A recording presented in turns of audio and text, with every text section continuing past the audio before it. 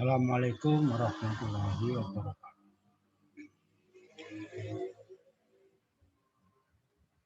Pertemuan kali ini kita membahas pengendalian intern di masa pandemi COVID-19.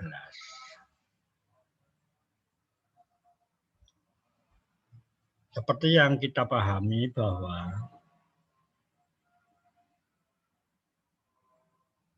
ada beberapa tahap perkembangan pengendalian internal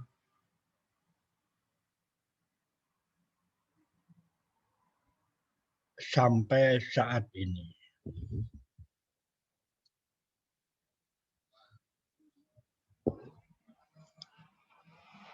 Pada tahun 1992 muncul yang dinamakan kerangka Koso. Sehingga banyak perusahaan yang menerapkan kerangka pengendalian organisasi mereka menggunakan kerangka Koso.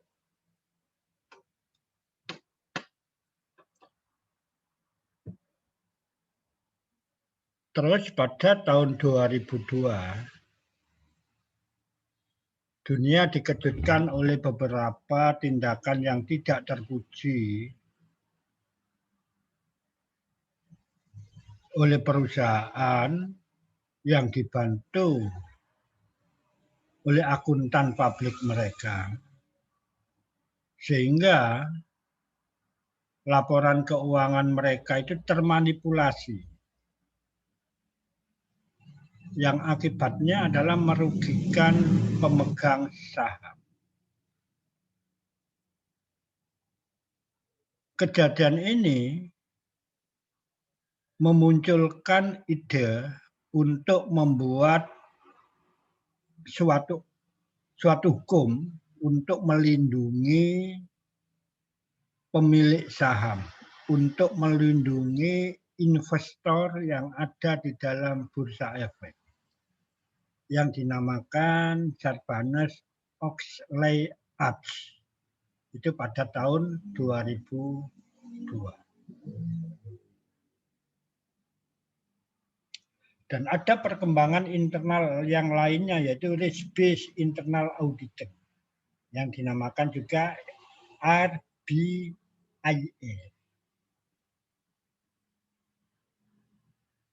Terus juga muncul ya, era industri 4.0,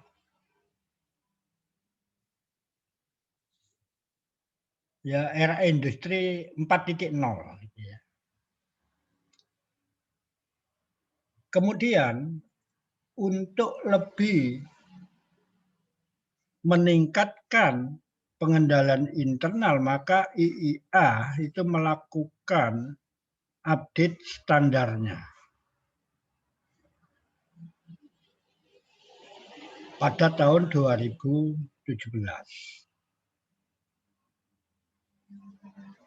Pada tahun 2020, COVID-19 muncul secara global, yang awalnya adalah akhir-akhir tahun 2019, tapi mengglobal itu baru pada tahun 2020. Dan ini akan menjadi pemikiran terbaru karena sudah didukung oleh cyber ya. Karena dunia bisnis saat ini kan sudah pasti didukung oleh cyber. Sehingga bagaimana pengendalian internal di masa depan setelah COVID-19. Ini perlu dipikirkan. Kita tidak bisa mengharapkan kembali bisa seperti semula, yang bebas untuk berkumpul, yang bebas untuk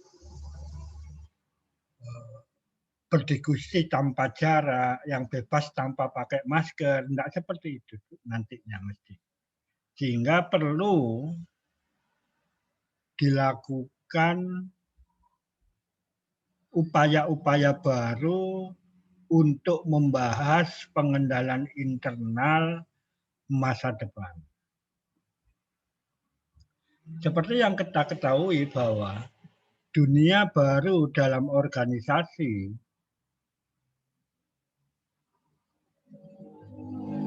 itu muncul akibat adanya serangan masifnya cyber yang masuk dalam setiap bisnis yang ada di dalam organisasi.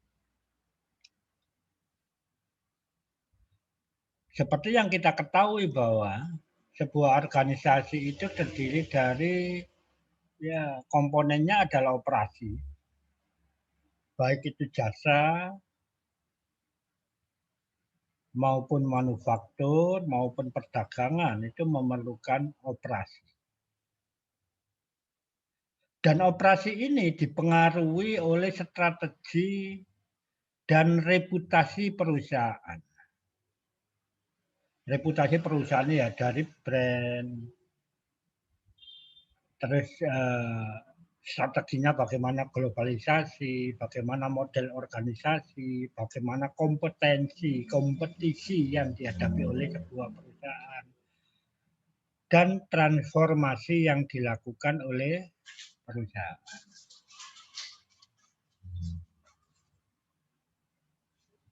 Begitu juga operasi sebuah perusahaan itu dipengaruhi oleh regulasi yang dikeluarkan oleh pemerintah.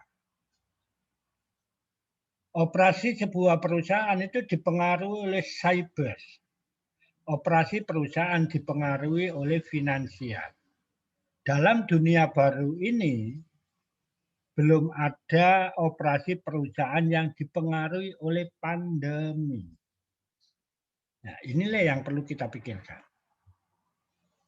Apakah pandemi itu mempengaruhi operasi perusahaan secara global, itu nanti perlu kita pikirkan. Apakah pengendalian internal itu perlu diubah atau tidak mengikuti dengan perubahan cyber, perubahan strategi perusahaan, perubahan regulasi.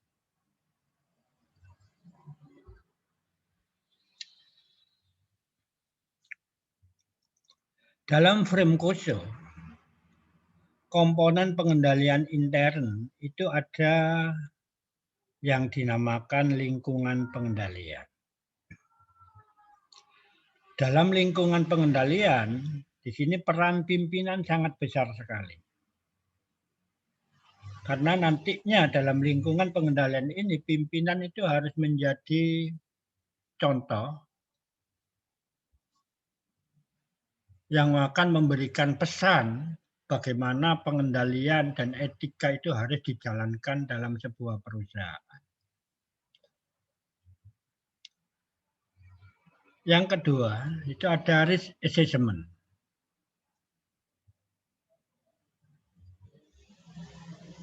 Penilaian risiko. Dalam penilaian risiko, tentu setiap proses bisnis yang ada di dalam organisasi itu berbeda-beda risiko yang dihadapinya. Baik itu tingkat likelihood-nya maupun tingkat dampaknya.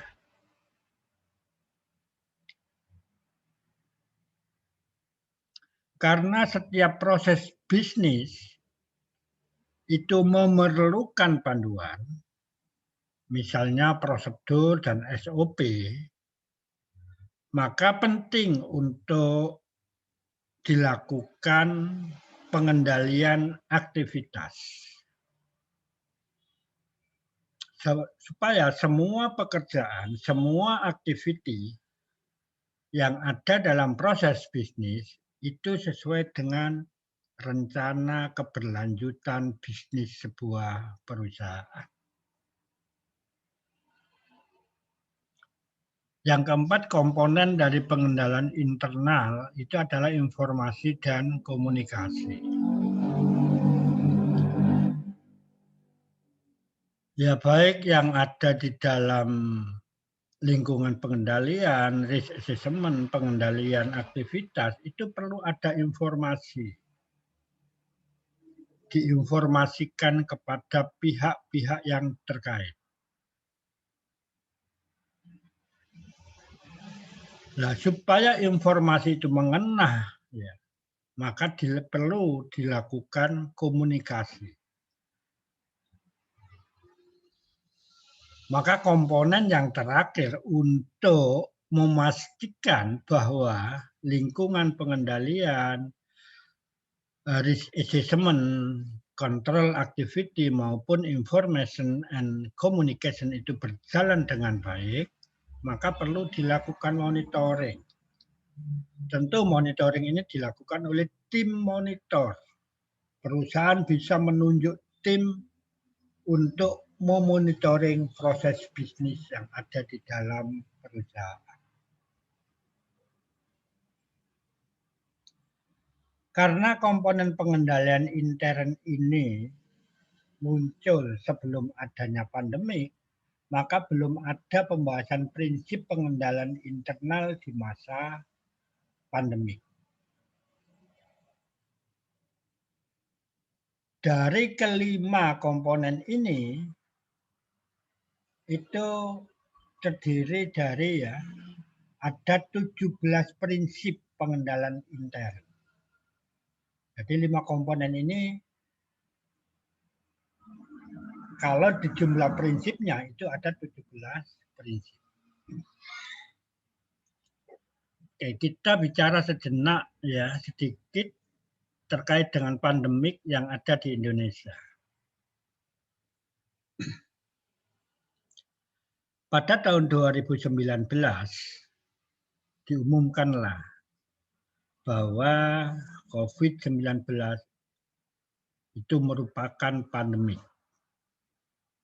Sehingga di sini memunculkan yang dinamakan disruption. Untuk pertamanya adalah ada yang dinamakan periode 1, periode -1, ketika orang sadar belum sadar-sadar amat, itu ada area di mana pandemic alert. Kemudian ada pre-pandemic. Ya, artinya penularannya masih biasa-biasa saja. Ketika pada tahap P0 sampai P1, ya, antara 1 sampai 3 bulan,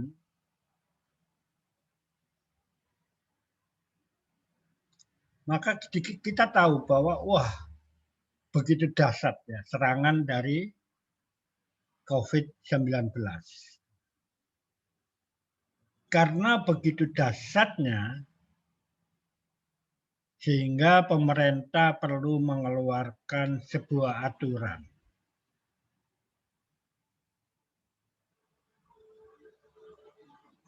Sebuah aturan pembatasan pergerakan dalam skala besar.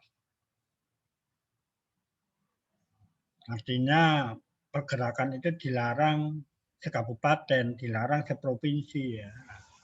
Itu ditangani oleh pemerintah daerah. Terus pada bulan ke-6 sampai ke bulan 12, onset ini semakin menjadi-jadi, sehingga menjadi maksimum disruption. Masyarakat begitu panik, pelaku bisnis juga panik, karena sudah terasa dampak dari pandemi COVID-19.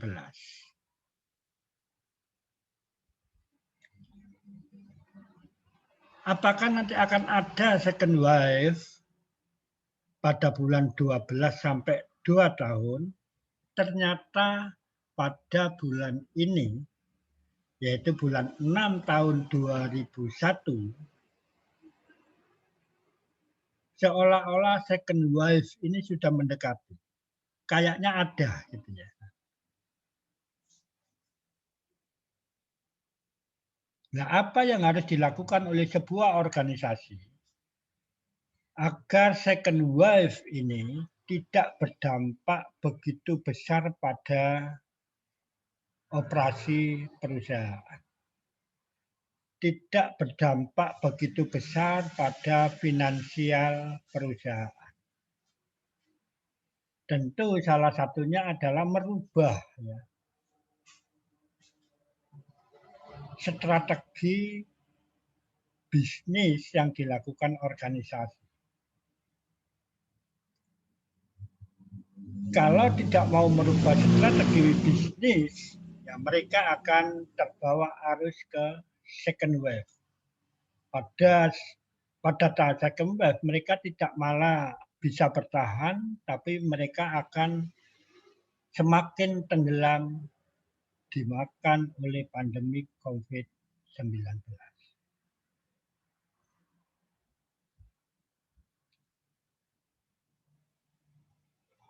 Apakah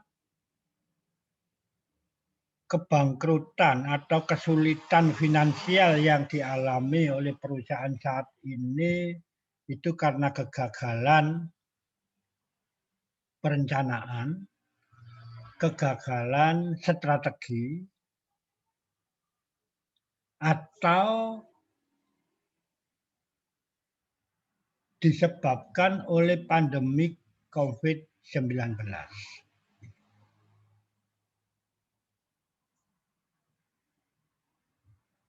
Secara umum ya, untuk melihat apakah kegagalan sebuah perusahaan dalam operasi finansial dan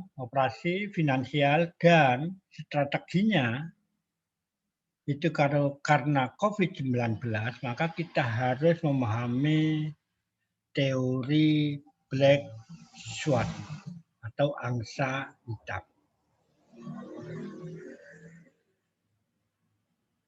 Kenapa dinamakan angsa hitam? Ya, kebanyakan angsa itu kan putih ya. Maka ketika ada angsa hitam itu kemunculannya dikategorikan sangat jarang. Ada 3 kriteria apakah kegagalan sebuah bisnis itu dikategorikan sebagai black swan. Maka ketika kita membaca misalnya ya, yang pertama kategorinya adalah pandemi global ini tidak diprediksi akan terjadi. Dan sama sekali tidak terduga. Ya kebanyakan organisasi memang tidak menduga. Kehadiran virus corona ini bisa berdampak begitu dalam pada kesehatan, karena tingkat penyebarannya yang sangat tinggi. Terus yang kedua,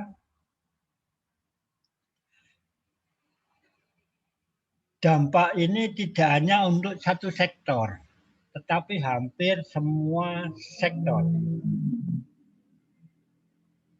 yang ada di seluruh dunia. Sehingga akibatnya adalah pertumbuhan ekonomi dunia merosot hingga 0,4%.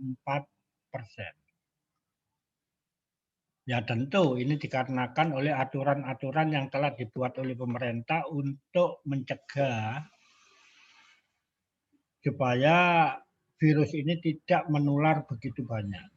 Yang nantinya bisa membuat sebuah negara itu kolaps.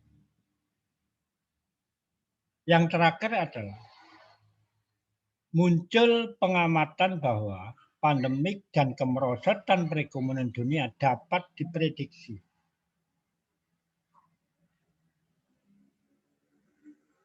Tentu ini terkait dengan pertanyaan second wave tadi.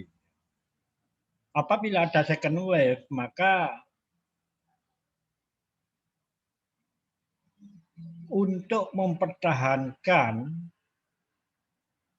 supaya tidak mengalami resesi itu belajar dari gelombang pertama dari pandemi ini. Sehingga pada gelombang kedua kita sudah bisa mempertahankan perekonomian individu, perekonomian perusahaan, sehingga pada perekonomian pemerintah.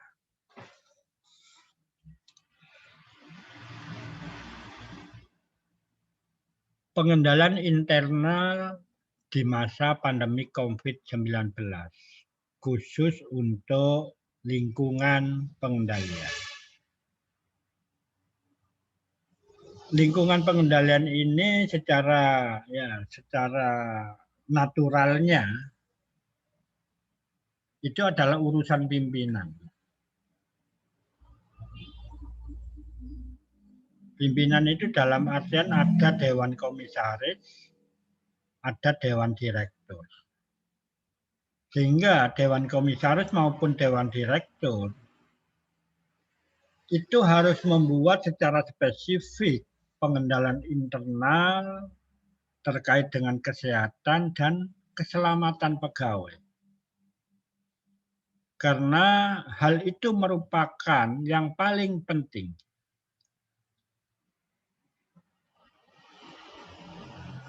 Begitu juga pimpinan itu harus menangani dampak dari COVID-19 pada pegawai dan organisasi.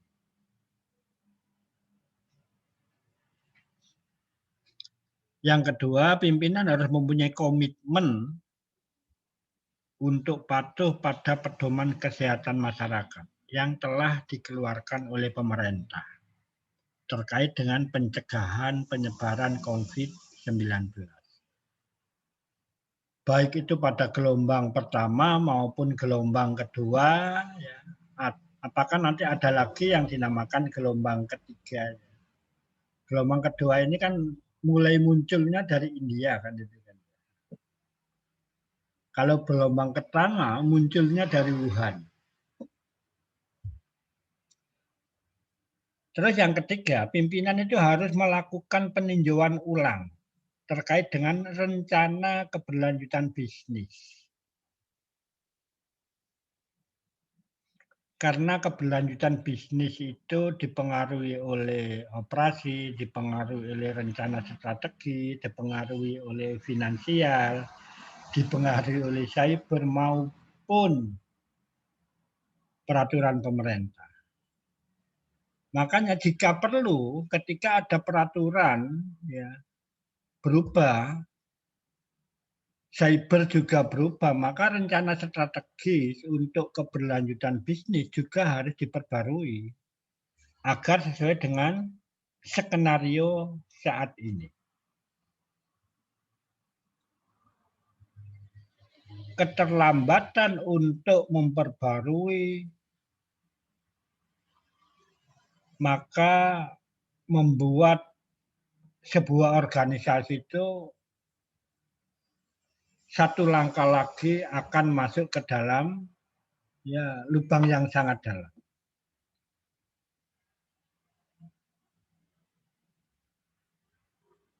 Pimpinan itu kalau perlu nantinya itu harus melibatkan fungsi kepatuhan dalam mengamati kebijakan-kebijakan dan prosedur rencana keberlangsungan bisnis.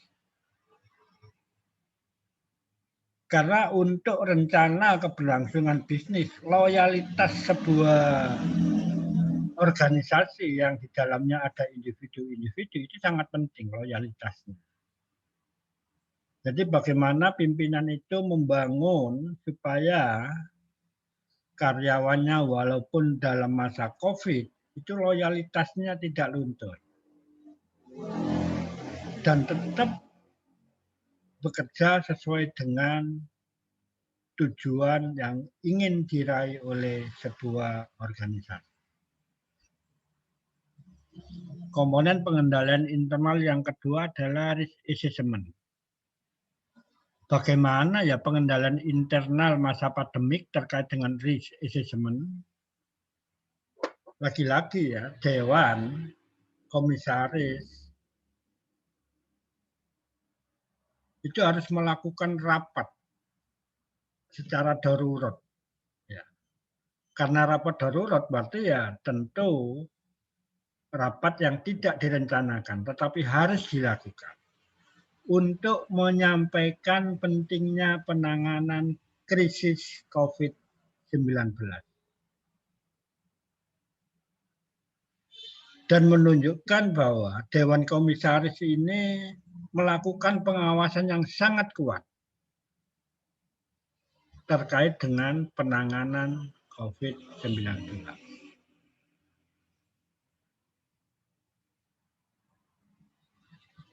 Begitu juga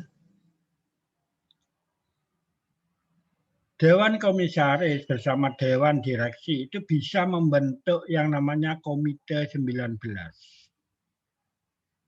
dan Komite Manajemen Risiko yang ditugaskan untuk mengawasi dampak krisis ini.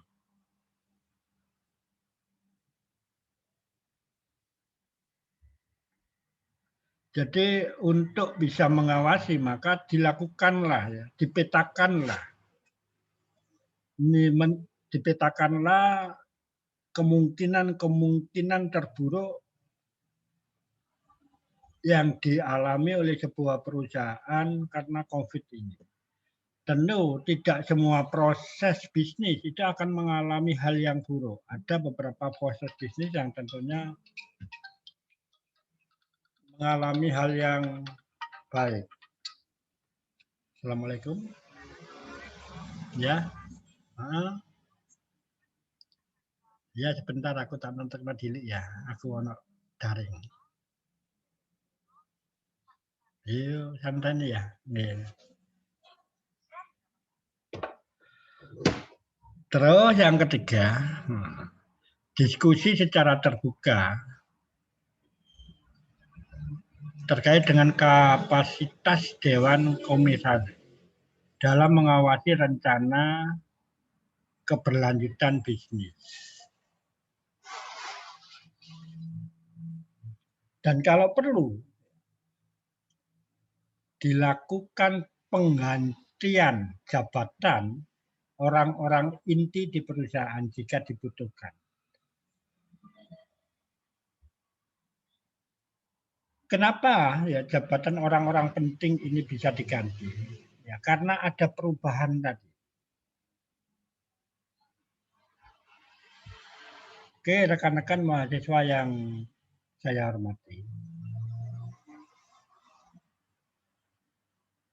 Semua aktivitas yang ada di dalam proses bisnis itu harus dikendalikan. Supaya apa? Supaya mereka beraktivitas sesuai dengan peraturan yang telah dikeluarkan oleh perusahaan terkait dengan WFH atau WFO.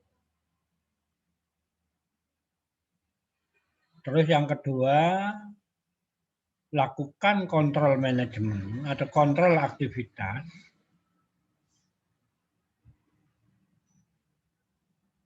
supaya efek potensial pada likuiditas, pembiayaan, lini bisnis utama, dan rantai pemasok itu bisa diminimalisasi.